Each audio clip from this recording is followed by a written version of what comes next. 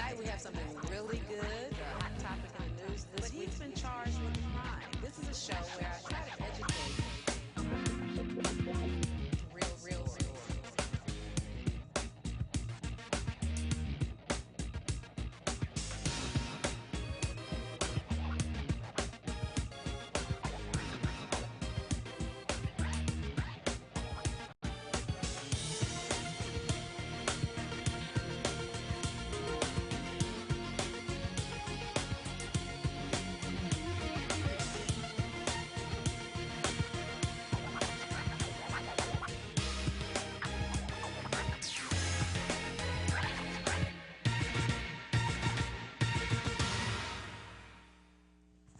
Thank you for watching Truth and Justice with Vivian King.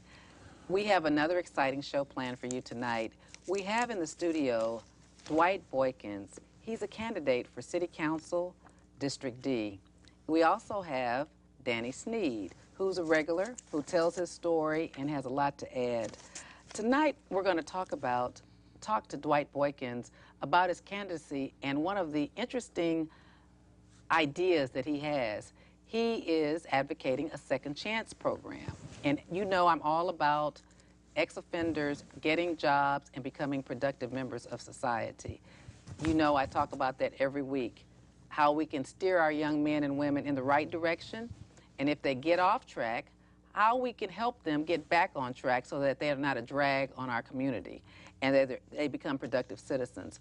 Dwight's been a guest before when he talked about grand jury service. So if you go to my YouTube channel at Vivian R. King, you can look him up where he talks about his grand jury service. He has actually served on a grand jury on 4 different times. And when you serve on grand juries, it's for 3 months at a time. So basically, Dwight has given up a year of serving on grand juries for us. That's a lot of volunteer work, okay? But we're not here to talk about grand jury tonight. We're here to talk about his candidacy and some of the things he wants to do for this segment of the community. And I'm excited about it because every time you go to a local political function, people are talking about business opportunities, keeping Houston green, which I'm all for. I'm on one of the mayor's boards for Houston Parks Board. So we need our kids in the parks, we need people in the parks, but we hear about money and revenue, but we rarely hear anybody with any influence talking about our ex-cons and our ex-offenders. I've known Dwight since he was a little boy, I always say, since we worked together at the bank. I think he was about 18 in 1980. So he was working even in high school at Texas Commerce Bank when I got out of college. So I love him. I've known him for many, many years, and I want him to talk about this exciting program. And call in with your questions tonight. All right, Dwight, it's on you. Thank you, Vivian. Thank you so much, and glad to be back. Okay.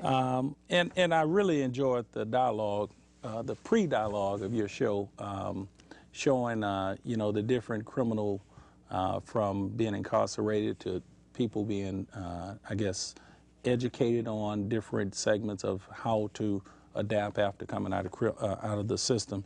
But let me just start by saying this: I'm from Houston.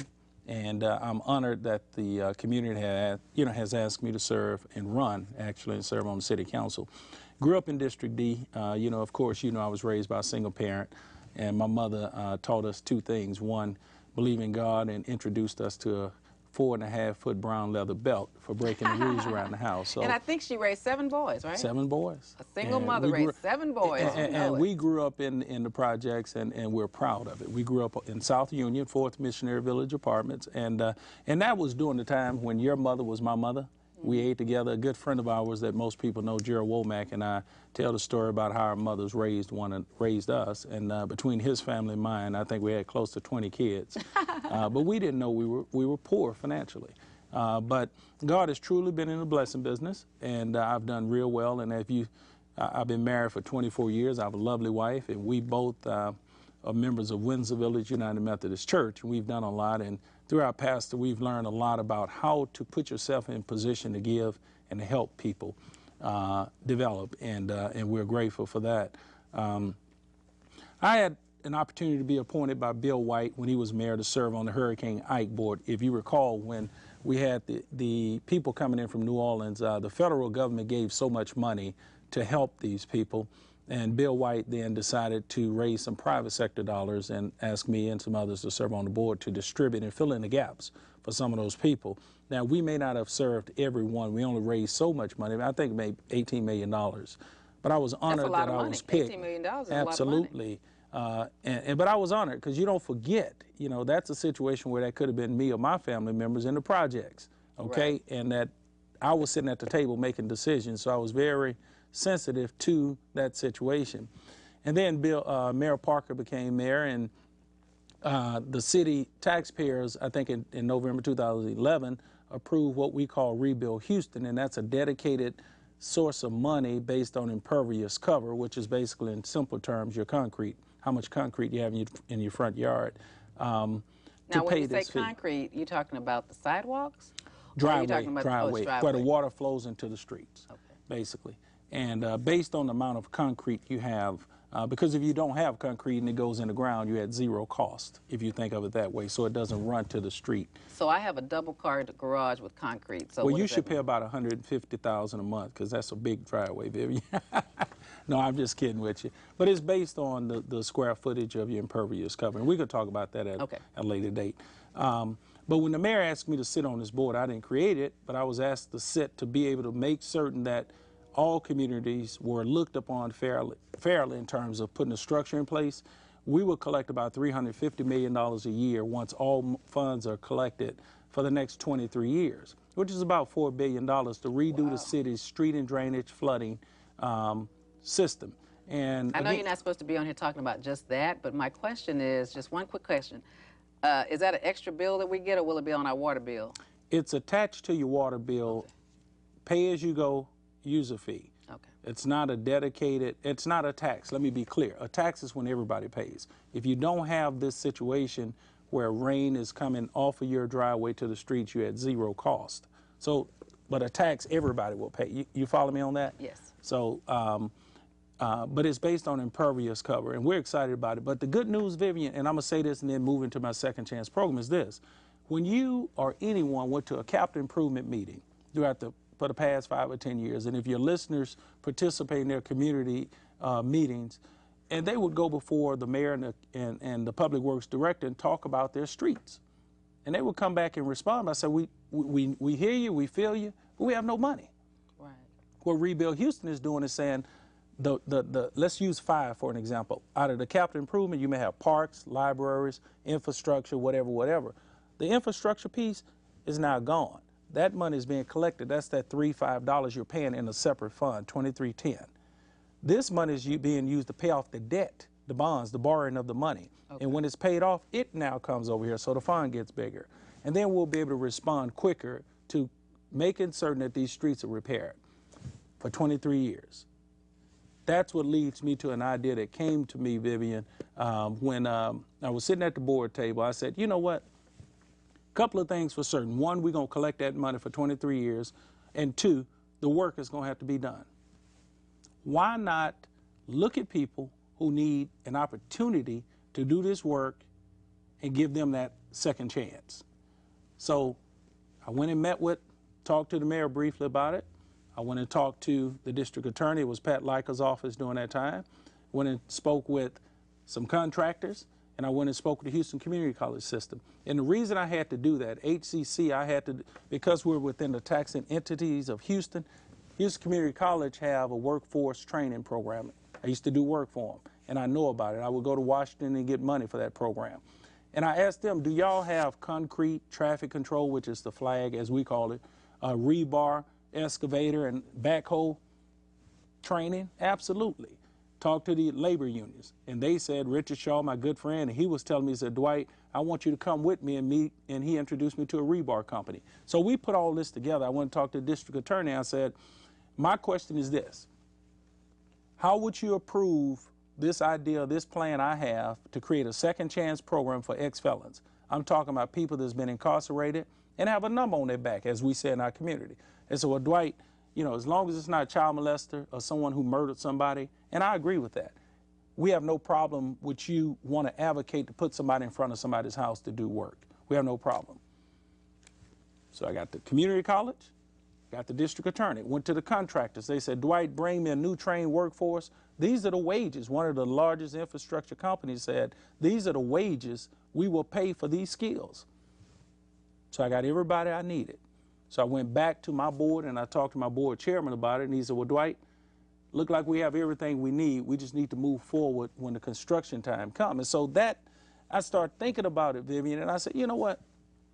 The passion I have to want to implement this program, I can't ask no one to do this.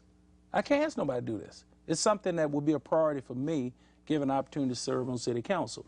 Whether I'm on council or not, it's going to happen. The question becomes, will someone be committed to making this thing a reality? And that's what I'm committed to do, because I may have an opportunity to work in the White House. I may have an opportunity to hang out with the movers and shakers, but I never forget the people who need help. And that's where I am with the Second Chance program. So we're excited about it.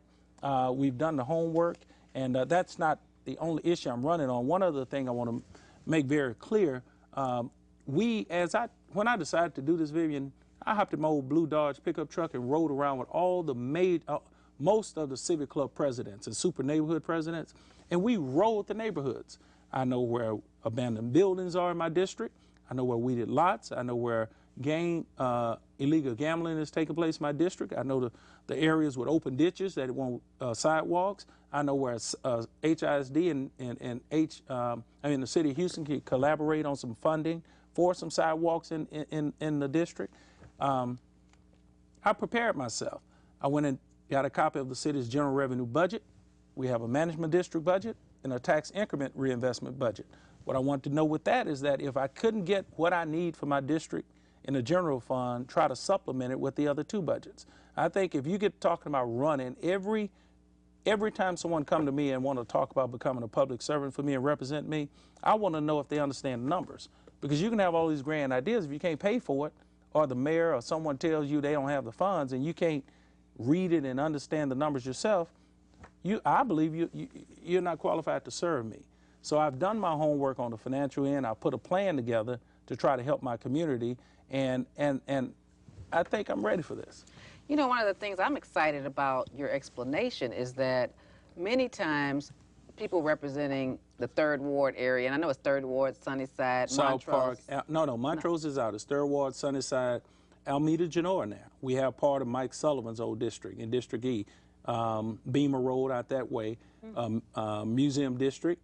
Did I say Sunnyside? Yeah. Right, and when I said Montrose, that's what I meant, the Museum District, because that's kind of in that area. The Children's Museum up in that area. In that area, right. What I'm excited about is we've had a lot of people represent us that don't understand the budget and the numbers. And so what that does for our community in District D is once you go to City Council and you hear all of these big terms floating around and the financing, all you can end up doing is it's too much of a learning curve to learn all about it. All you can then do is just vote with the majority, vote with the majority. And so we ended up getting a lot of community activists who were great as community activists, but once they get into the position, they're overwhelmed by the numbers, the money, the budgeting. I mean, what I'm excited about hearing Dwight say is he already understands how to go out and get the money, you know, because a lot of times we'll have great ideas, but we can't get the money. I mean, I'm a part of a group called the American Leadership Forum, and you've heard me talk about this before, listeners, is that I asked them, let's go to it was big shots in the criminal arena, let's go to Mobile, let's go to Exxon, let's go to Waterfront, use our position, some of us are judges, some of us are lawyers, and ask them to help give people jobs and training, even if it's for $4 an hour while they're on paper, on probation. And my response was, well, there are people who need jobs who don't have no records, so why should we help the ones with records? But I think the people with records need more help because they have an X on their back. And like I said, what I don't think the rest of us who work think about is when young men and women are sitting around with an X on their back because they did 6 months to 2 or 3 years in jail and they're 23, 24, they're sitting around with more downtime. So they're watching more TV. They're more influenced by material things like seeing new cars on TV and what everybody's buying on TV, and they're sitting around with no job, nowhere to get it other than to sell dope or break in our houses while we're at work. So I think it's a community, it's very important to the community to try to help these people get job training and to be contributors to society versus saying, well, they have an X, let's help the people who never got in trouble, and then we leave the people who are more susceptible to break the law with a lot of other people who are susceptible to break the law, and we don't have anybody to help get them training. They've gone the wrong way. If we want to help our community, we have to help them get in the right way. So what I'm excited about is not only do you want to help people, but you know how to go get the money, and you have enough influence to go and ask these top people, hey, can you create a program? You've gone to the top people. I've never heard a person in District D say they've gone to talk to the district attorney's office and gone, you know, on a mayor's board already, knows where the money and the dollars are coming from, so that you know that once Rebuild Houston starts rebuilding with this fund, that there's a good possibility that there will be some programs that set aside training for ex-offenders. And one other thing, Vivian, when you were going through that list, they also become taxpayers. Exactly. See, people, they fail to realize that. And I'm not just advocating only for people for second chances, but that's been incarcerated. Let's be clear, there's some people been laid off jobs need a second chance. Exactly. And by the grace of God, we just didn't get caught. We did something wrong. Right. You know, and I'm not trying to defend anyone, but I'm just saying, everybody needs a second chance. Right. Even in my business, there's some clients I've lost. I need a second chance to get them back. Right. I've lost some of my clients. I need a second chance. So people need second chances. But one other thing, Vivian, I want to talk about that's important to my seniors, and we talked about this at my kickoff the other day. When I was walking around asking for votes and asking for support, even though the election is in November, there were several seniors that were talking about small, minor home repairs they were having. And I would hear this over and over, and of course, my mother's a senior. And I said, you know what? Again, with relationships I have, I went and met with one of the general managers for Lowe's in the same title at Home Depot.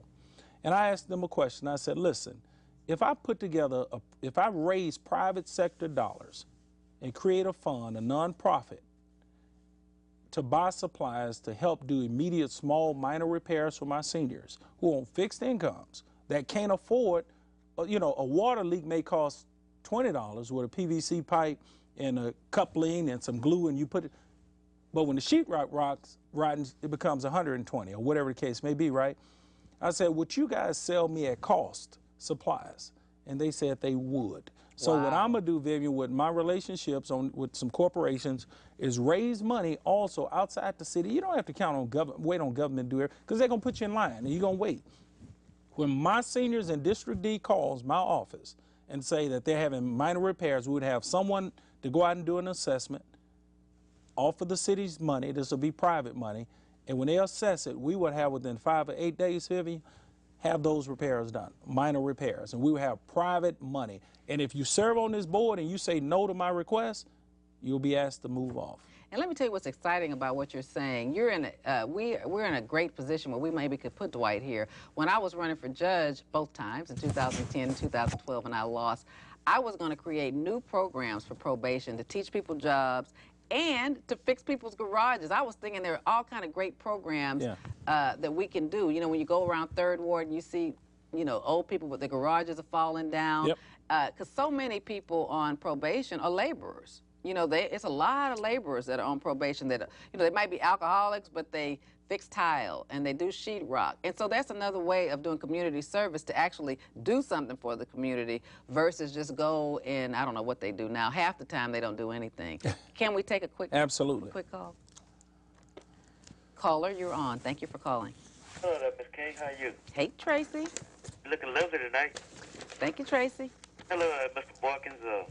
I agree with the Second Chance program, and I think it's a very noble thing you're doing, and you can certainly have my vote.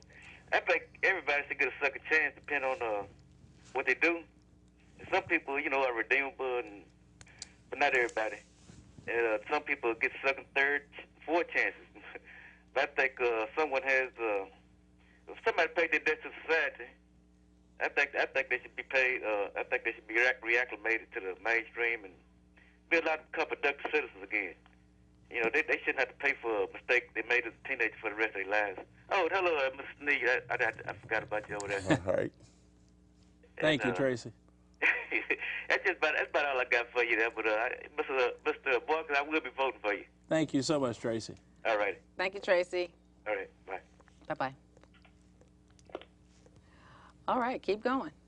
But so let's talk about some more. Let Danny talk for a moment. So Danny, talk to me. So you work with the Path to Freedom. You've served 15 years in total. On your 3 times going to the penitentiary. Someone gave you a second chance. They did.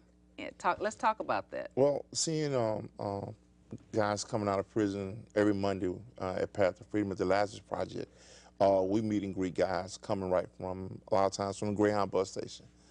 And one of the first things people come out of prison and talk about is jobs.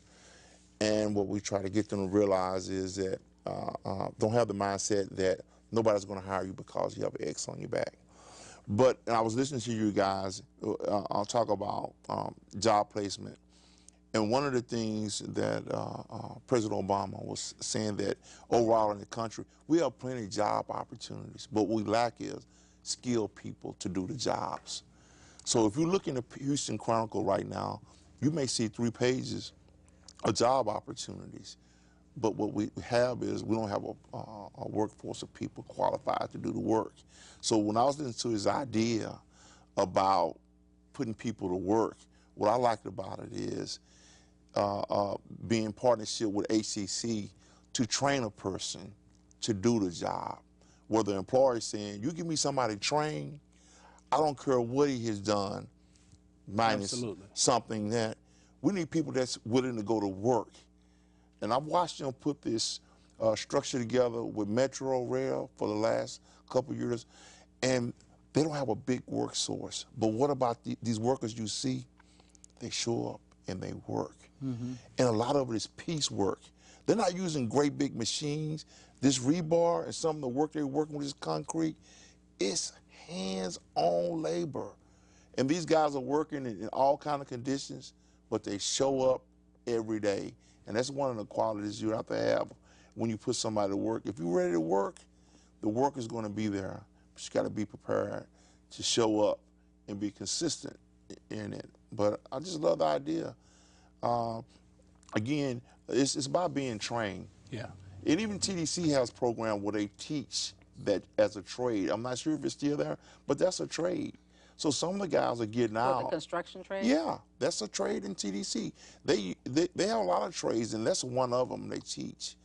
And even if you had something that was, if ACC didn't do it, if you developed something that gave guys the basics that allow them to go on as a general laborer on a job, you may not have to have 2 years of training or a year of training or 6 months training to actually start working with concrete.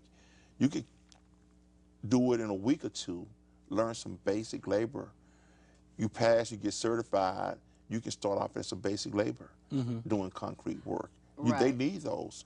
One of the things that I've always talked about and thought about in our labor force, when I travel a lot, like go to New York, then they have these unions. Yep. And so they're really trained. And what it appears, and I don't mean to be down on Houston, but what it appears like when you go to the big union cities, like New York, there is a standard of good workmanship that you're going to get from union work. And I think they can still be ex-cons, but they're in a union, so they're trained, so they go through an apprentice process. They go through a process in which they learn some of the things that we get a disadvantage in Houston and Harris County without having a strong union system, is that people can call themselves contractors and just do work and do bad work. That's always bothered me about our general labor workforce, not specifics like your projects. I mean, if it's a project like that, because it has to be certified by the city, Rebuild Houston, or, you know, concrete and grounds and that type of work, they're going to be trained because they're going to have to pass inspection.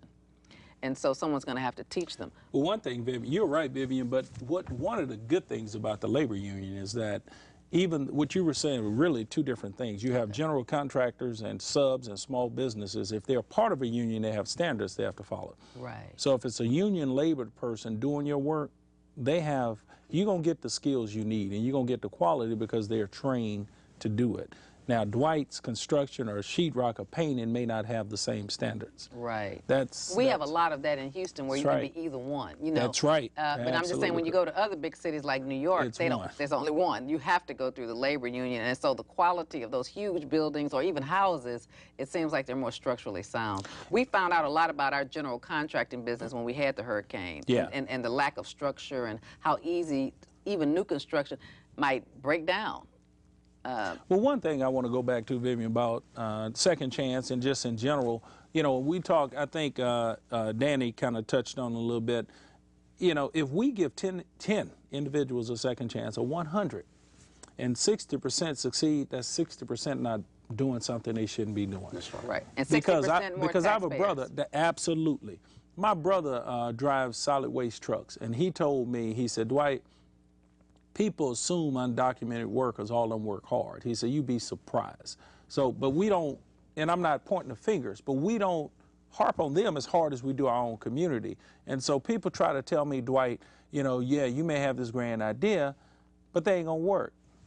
How do we know? Give them a second chance. When you've been incarcerated for a few years, you know, and you know you made a bad choice, a bad decision, that's all you want, man. That's all you want is a chance to prove that you can become a taxpayer, the man of your house, take care of your bills, have your wife and children look up to you, feel proud about you being the man of that house, and it's an income. And you're right, we got to make certain the community colleges, and that's what I went in and met with them, Danny, to make certain that the workforce development training program, that they have the training for these components. But I'm just as excited about my seniors plan to be able to help these seniors repair their homes. And the last thing that's really important to me, I grew up on Scott Street, okay, and we've had, you know, we used to hang out at the OST skating ring, and we had the Majestic OST Theater, and we don't have any of that on Old Spanish Trail anymore. I'm just using that as an example. When I went through the district, I realized we don't have a lot of brand name retail. My wife has, you know, she has to go to Kroger off of Westland to get, you know, what she wants. And I think that's for the buying power within our communities. African Americans spend a lot of money on produce. And I think we need to make certain we show these companies, and I will pick them up in that blue pickup truck and show them the boundaries of where our dollars are, to bring retail, brand name retail into our communities. We have to do that. When I was traveling down Martin Luther King, in addition to a bad street that's being overlaid and we're going to have to reconstruct soon, we need to get a major commercial bank on Martin Luther King between 16 and MLK, Vivian. We got to have it. Right. The improving quality of life for my people in that community, I mean, we got to have that. And that's an easy sell. I'm a former banker, and I kind of know the loopholes on how to approach that. And we also need a major grocery store. You know, so I'm looking at it from a totally different new vision, new direction for District D, and hopefully the voters in November will agree with me. I'm excited about you saying that because I came to Houston to go to college, to U of H in 1976, and back then I think there was Rice. Rice was over there. We had a little Rice, and we had some things, but it closed down, and for many years it was nothing over there. And then finally, when HEB Central Market came to Houston from San Antonio, they opened up on OST and Scott. And they do huge volume. It's not maintained clean and nice like the other ones, but it's a huge volume. One of the top grossing stores. It's one of the top grossing stores, although it doesn't look like it. But what bothers me is that, like you said, Dwight, if we want to get certain items, we need to leave the district to do that. And there's a lot of people in that area that have the money and want to spend it, but they won't come to our community to bring these stores. So I think with your business savvy and with the experience and years of starting off as a banker as a young man and all of the organizations that you've been in and raising money, that you would be a great asset to our community. Think about what I'm saying. Hold that thought, and let's take another call. Caller, you're on. Thank you for calling Truth and Justice with Vivian King. Talking to the microphone? Hello? Talking to the mic, and turn your volume down, please. Not the mic, but the receiver. Thank you. Yes, Ms. King. Hi. Hi. My name is CJ, and I was just listening to your conversation regarding Rebuild Houston and how you want to give a second chance. And my observation is I am a senior citizen. I've been in Houston, raised my kids in this city. I'm from East Texas, but I see our younger people are not getting good direction. So we have to start younger than the I call it second generation, third, whatever. It's got to start younger because I see these kids walking around with their pants around their knees. They're not getting the right direction. And somebody has got to say to these kids, before they need a second, third chance, they need a first chance. I agree with you, ma'am. A lot of that it's a complicated situation because since I'm a criminal lawyer, I work with kids and youth, and you know it's a different time than when we grew up because it's a lot of parents that aren't there. I mean, it's a lot of parents on dope. I mean, back when we grew up, it wasn't a lot of parents on dope and strung out and in prison. And so it's hard, and it's a hard responsibility for grandparents who are raising kids. So I agree with you. They need some direction, but it just seems like, you know, society can't substitute for what a parent can do. And so I don't know how we fill that in other than to say, I think the program that Dwight is talking about is not just for felons, anybody that needs a second chance. It could be getting out of high school, starting your first job, getting fired, and you need a second chance in the workforce. So he's not limiting it to ex-offenders, but he just does not want them to be excluded. Oh, I agree. Ada Edwards, when she was on city council, did a program for non-felonies or whatever, and I sent one of my neighborhood kids to talk to her. He is now working for the city of Houston. There you go. Driving Great. trash trucks. That's Has what I'm been talking there about 6 or 7 years and doing great. Was he you said was he a felon? Was he an ex-offender? Not a felon, just in and out of trouble.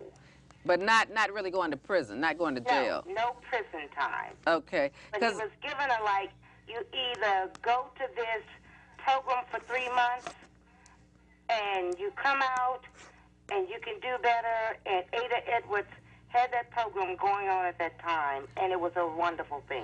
Yes, and I think Dwight will keep something up going on like that. The city of Houston hires ex-offenders and people who are doing wrong, and usually they start off in the solid waste department. I'm not saying all the time, but a lot of people that do the trash pickup are ex-offenders, is what I noticed. Public Works. Public Works, in the Public Works Department. Solid and Public Works. Solid and Public Works Department is what Dwight is saying. Do you have another question for Mr. Boykins? I just hope more of our kids will say Public Works, driving a trash truck, is not a bad job. It paid for me to go to college. Do what you got to do to get ahead. Ask her what part. Ma'am, what part of East Texas you're from, Miss BJ? What part of where? East Texas are you from? Palestine. My mom is from Fairfield, Oakwood. I know that well. we still go up to what's that? Sam's Wholesale up in Palestine. Which hotel? Sam's. Sam's Wholesale. Oh, Sam's, yes. Yeah, in Palestine. That's where they do all the warehousing out of. Yes, ma'am. Well, yes, that's my home, my husband's home. We still have family there. We go up there all the time. Well, spread the word on what Mr. Boykins is trying to do. I will do that. We used to be in District D. We're now in another district because of Probably we're in J. Because of what, ma'am? Because of the Redistricting. Oh, redistricting. Yes. So are you in K? No, yes. Is Larry Kelly's? Larry Green. I'm sorry, Green, yes. Right, and Larry Green is my classmate. We went to law school together. Okay, well, all of your friends who are still in District D, tell them about the great program that Dwight is instituting and has the know-how, the financial background in the connections with the Houston Community College system to try to get training and jobs. And that's what we need in our community. We will do it. Thank you for watching. Thank you, BJ. All right. Thank you. Bye-bye. Bye. All righty. Well, that's a great call. Someone that's concerned about the community. So thank you for calling. One other thing, Vivian, I want to talk about is the neighborhood, making our neighborhood safer in District D. If you look at District D, I always brag on it. It's one of the richest districts in the city. If you think, we have a golf course, we have a medical center, we have a museum, we have three major universities, Texas Southern, University of Houston, St. Thomas. We have a major thoroughfare in 288. I mean, we're close to Reliant. It's a beautiful, beautiful district. I just think we need to pull all areas together to make it a beautiful city. But from a crime perspective, I'm not telling you what I want to do. I'm going to tell you what I've done. Just like with Rebuild, I went and met with, being that I worked for Texas Southern for many years and worked in the president's administration. May I take another call? You can. Okay. Hold that thought. Thank you for calling Truth and Justice for Vivian King. Vivian. Hey. My name is Nelda Sanders. I lost part of my house. a week ago. Please help me find me some lumber. I'm 80. I lost my mother in 203 of cancer, my husband. I have an older son and his wife that will help me, but I can't get any plywood. I need some plywood. It took 1% of my house. What's your address?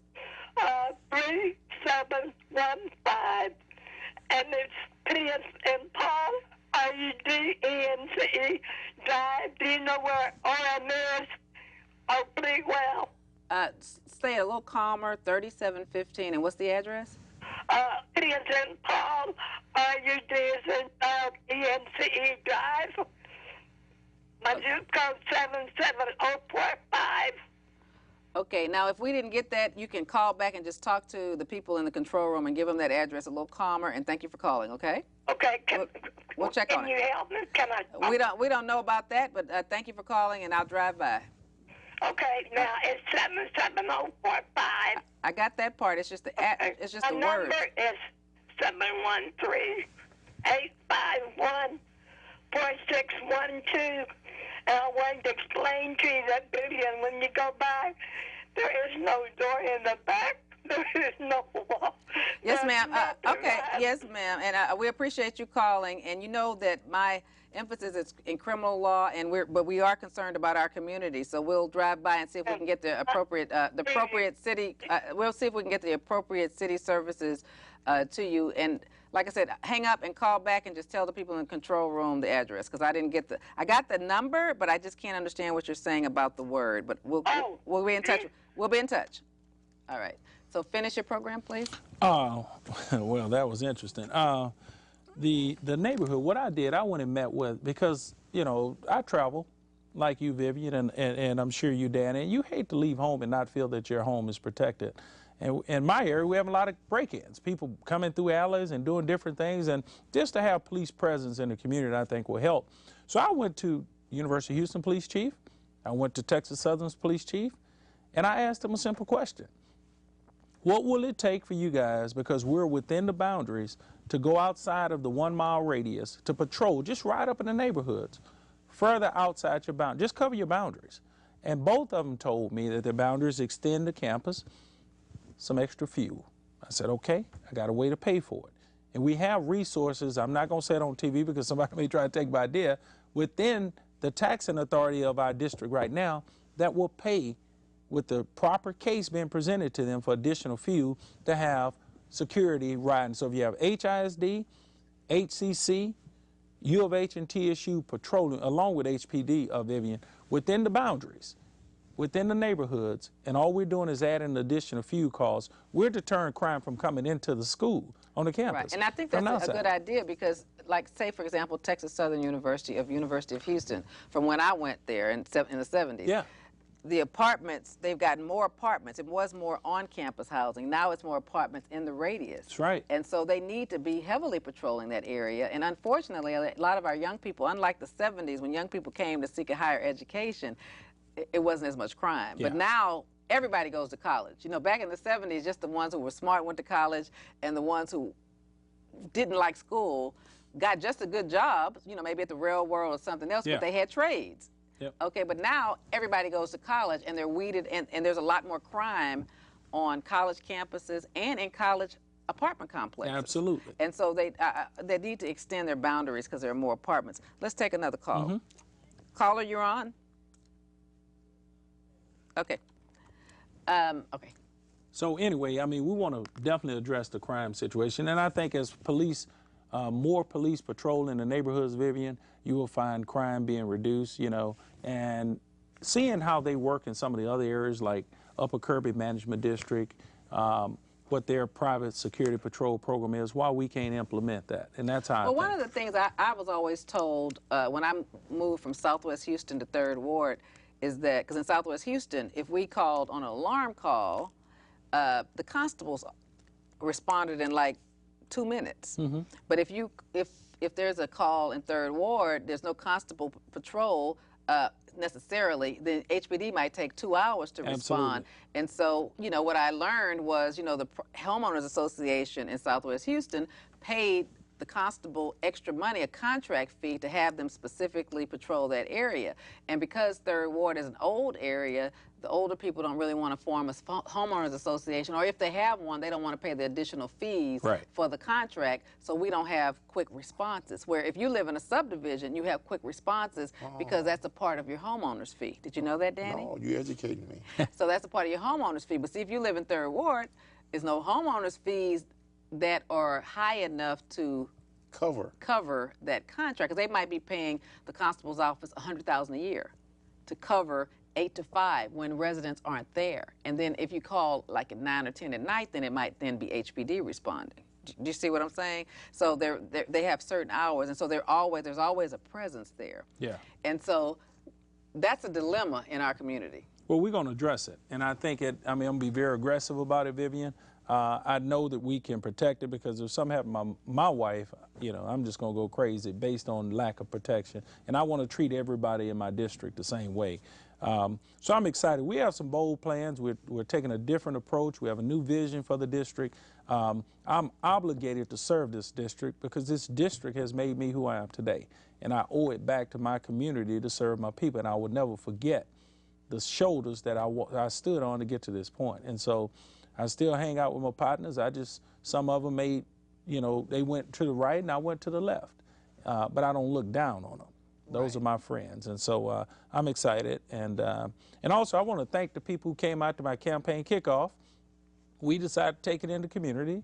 We did it in the Palm Center parking lot. Vivian had a big crowd. You came out. We had Zydeco, but we brought it to the community, let them know how committed we are to making this a better community in Palm Center. That was a great idea to have people engaged and involved in that program. So Danny, do you have any comments on what you've heard so far? I do.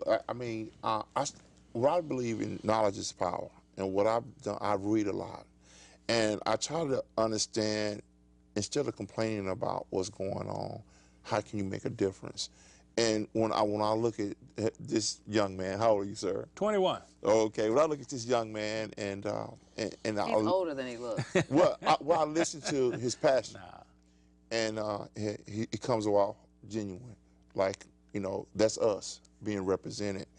And when I hear about people say about the problems, the big thing they're saying is, when she was talking about the youth, is whose responsibility it is. One thing I know it is not the government. It's not the government. That's the truth. Okay, so if it's not the government, I don't think it's state government. And it goes back to a person like this. It's our responsibility, the people that's in the community, to do something about the community. And that's what I started hearing from him. Even though he's working, what he's saying is, I know something you guys don't know. And I know how to help my people because I know the King's language, and I know the King's protocol. I know the King's treasure, too. I know what some of the King's treasure is. I understand it. Hold on a minute. We have another call, and they're holding, I'm getting a bunch of asterisks on the TV screen. Caller, you're on. Hello? Yes. Yes. Turn your volume down and just talk into the receiver. Thank you. Okay, hello, can you hear me? Yes, sir. There's an echo, though, so turn your volume all the way down. Okay, I've turned my volume down. Okay, so just talk to me in the receiver. Yeah. Can you hear me now? Yeah, I can hear you. I can also hear an echo. Thank you for calling. What's your comment, sir? Well, I called with a question. I have been, first of all, I've called your program a couple of times, and I really appreciate your heart and what you're doing for our community, Ms. King. Thank you. I never thought I'd find myself in this situation. I'm a college graduate with a, I guess as you put it, X on my back. I actually happen to know Mr. Boykin, and again, I appreciate, he's one of those people that I appreciate. I've seen his hard work in the community, and he's just an incredible person. My question is, I've been working contract, and I'm currently on probation. I have several more years to go. I have restitution and all kinds of other stuff that I have to deal with. But I've run into that problem with finding work. And, of course, I'm in a position where I'm willing to do whatever. There's nothing, I don't have the labor experience as far as my past is concerned. But I've got a ton of experience that various employers appreciate. But trying to figure out if there might be some ways of how to go about getting gainful employment. You might have any thoughts for someone in my... Right. That's always a challenging dilemma to be in. Personally, I can't tell you because I am self-employed, and when people hire me, they just want me. So people always come to me as a lawyer, you can help me, but I'm actually just self-employed, and they just want me, the lawyer, fighting for them. So I don't have a big staff, but there are a lot of resources out there, and I'm going to let start with Danny. Well, for one thing I want you to do is, if you have access to the computer, I want you to Google Houston, Texas, looking for work for ex-felons. And some of the statistics I found is they say 33% of people find jobs with, that have a felony background by networking with families and friends and just saying, hey, I'm looking for a job. And they say that if you do that, you have a 30% chance.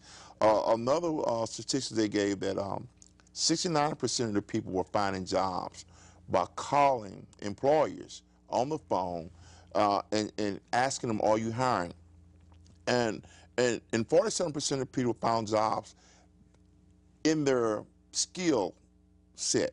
So what I'm saying is, whatever you're good at, don't apply for jobs in things that you're not good at. That whatever your skills are, go to employers that hire people in that skill.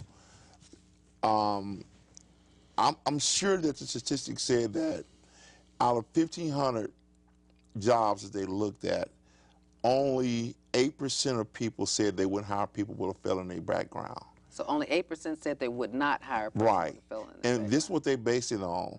They're saying that 8% was probably people that did crimes like his program wouldn't take in, murderers, sex offenders. In the nature of your crime, a lot of people now are not looking at what you did is how long ago did the crime happen. If it happened 10 years ago, 4 or 5 years ago, let's talk about what happened. And if you have the skills and you're selling yourself like a product, these barriers of there's not an employment for ex-felons have been broken down. It's harder. One of the things that I agree with you on wholeheartedly, well, I agree with everything, but what I've seen in my experience is that once you have a situation like you have, sir, and you're on probation now, so it's popping up, the dates are current, they can read that you're still on paper, there's an expiration date that hasn't come yet. You have to do it by networking. So every time there's job fairs, every time there's something going on, you're going to have to, because a lot of times people will say they don't hire felons because you're just cold calling, applying for a job. You do have to build some relationships. So you need to talk to people. And a lot of times we're proud and we're afraid to ask our family and friends and church members. But if you tell people, they'll find out where there are jobs. And if you get a referral, like if I found out that the city of Houston, a specific department is hiring, and I know the person over them, I'll say, look, I know some ex-cons that need a job. They're really good. They messed up or they're on paper. And they already know going into it that you're in this situation, and they'll look at you as just wanting a job. You know, sometimes you have to do relationships. Let me also add, can you hear me?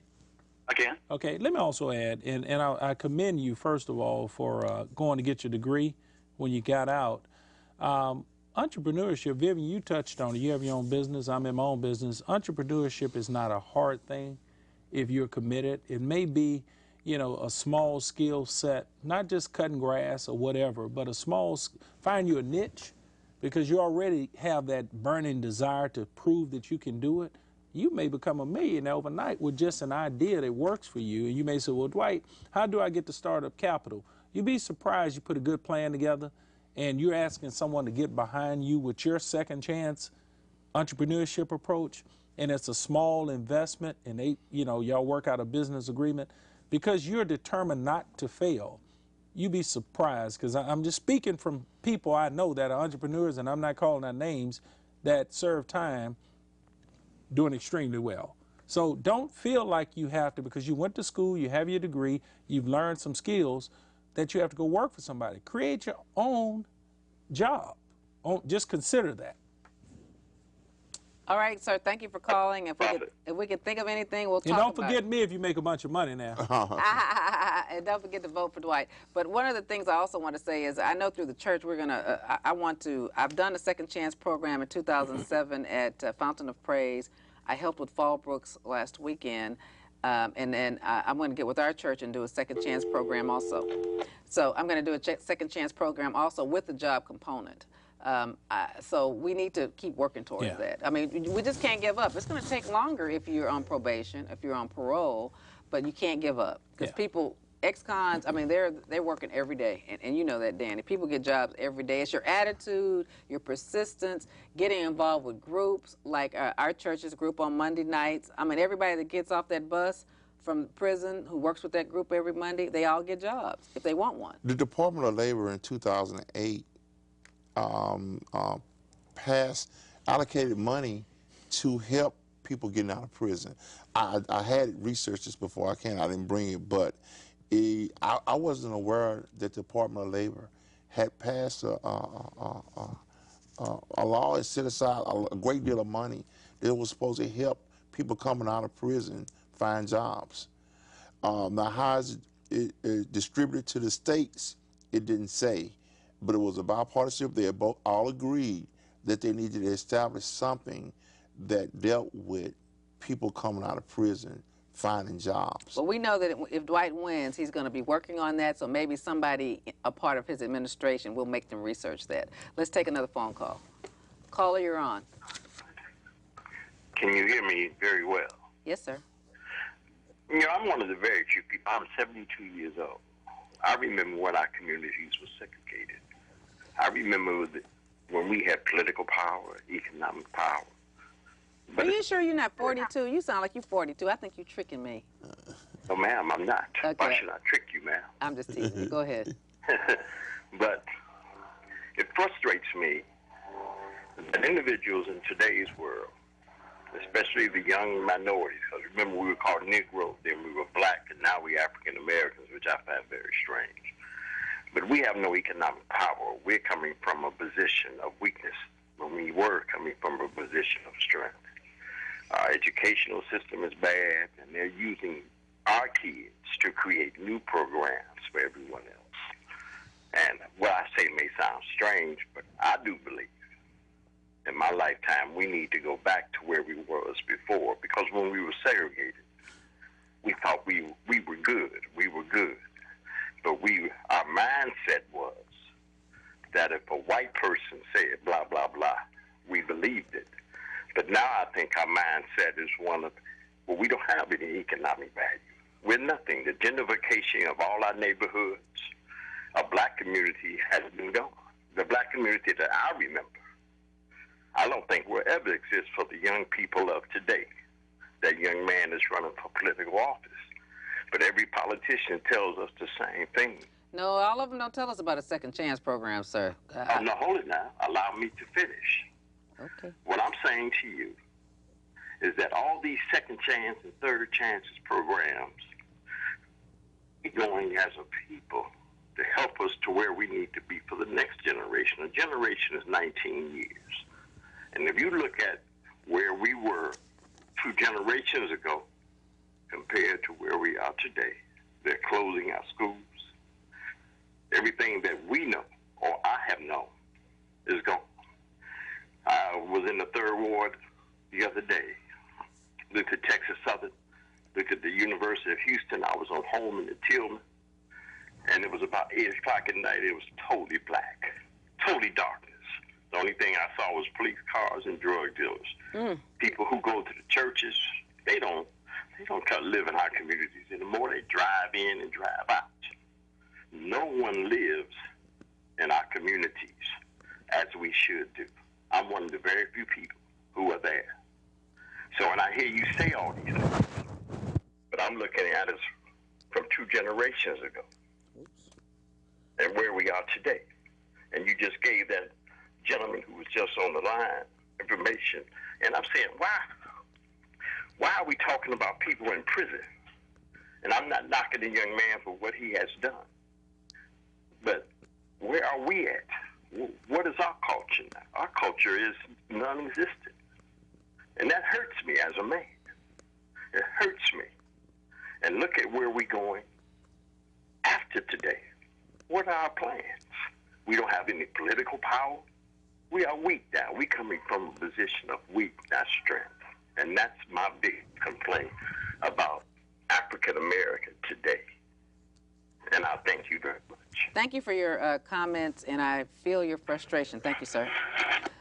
Dwight, we have 4 minutes. Wow, that went fast. I know, and it goes fast. We have 3 now. Let me let you say something first, Danny, and then so we can close on Dwight. Well, Dwight, I just want to thank you for the opportunity to sit here with you and having a black president. And it means a lot. Yeah. But to see somebody in my community and in Houston, Texas, it's not about a color thing, but it's empowering because the majority of us that's incarcerated and the chances you're given to are going to be people that look like us. And I just appreciate that you take some time and concern for me and people that have made mistakes, and to give us a second chance. And I'll be campaigning for you now that I've met you personally, and I know what your platform is. I work with ex-offenders, and we'll be cheering for you to accomplish your dream. And I won't be able to vote, but my wife will be able to, and I'll make sure she does that. He can't vote yet, but he will in 2015. You have 2 minutes. She does represent our family. Yes, she does well. Danny, first of all, you owe me nothing. I mean, you would do the same thing. I see it in your heart if the role was reversed. So thank you for what you're doing. And again, you're a member of St. John Church, a Methodist church, with my friend, your pastor, Rudy, and I know his heart is the same as yours. And Vivian, I don't know what to say about you. I just think. Well, you know, I go to church with them, and I love them. You know, that's where I left when I went, church. and I'm fully engaged, and I work with this program. He started at Windsor Village with our pastor, and Rudy and I are good friends. That's my brother in Christ. Right. But thank you, Vivian, for having me, for believing in me, and understand that this is going to be a journey. It's a marathon, not a sprint. But I'm not going to move on what I believe and what my heart is telling me. And we're going to make a difference. And there are a lot of opportunities to do good. There are a lot of people, for an example, like Boris is introducing some legislation right now, Representative Miles, that allows us to shorten the window to tear down abandoned homes in your neighborhood. He's going to pass that baton to me, hopefully, as a city council member. So we're going to take care of these neighborhoods. And to that gentleman, I understand his frustration. But Houston is a different city now, and there are some good people like Dan and others trying to do well. But thank you, and doing well. Thank you for what you do, Vivian. Love you to death, and I think your future is bright. Thank you. I understand your frustration too, caller. At 72, I understand. But I live in Third Ward, right by TSU. We are rebuilding the community. I encourage my ex-offenders to buy homes in their community instead of leaving their community.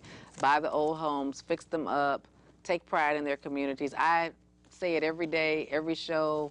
I've encouraged young people to do it. I understand your frustration, but don't give up on us. I'm not but about 20 years younger than you are, but still don't give up on us. I haven't given up. Please don't give up. Thank you for watching Truth and Justice with Vivian King. Thank you for indulging me in talking about my heart, my Second Chance program, my ex-offenders who I want to do well, who I'm rooting for, young people who I don't want to get in trouble at all, mothers who I want to encourage you, and fathers to understand the criminal justice system so hopefully we don't get caught up in it, for us not to plead guilty to crimes we didn't commit. Because that's one of the biggest calls that I get every day is he didn't do it, but he's on paper for it. Fight for your rights, be engaged in this community, participate as a juror, grand juror, be honest, be fair, and try to follow the rules so we can make our community a better place to live, like it was in the 60s and 70s when we could walk down the street without guns, without being afraid, and being concerned about our fellow man.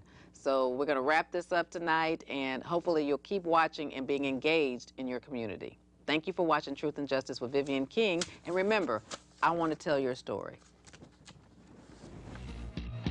Thank you for tuning in again. Tonight we have something really good, a hot topic in the news this week. We've been charged with crime. This is a show where I